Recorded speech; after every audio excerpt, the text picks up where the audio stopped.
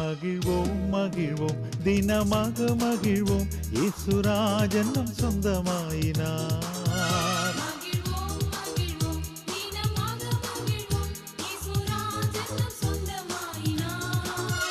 இந்த பாதலத்தின் சொந்தக்காரர் அவர் எந்த உள்ளத்தில் சொந்தமானார்.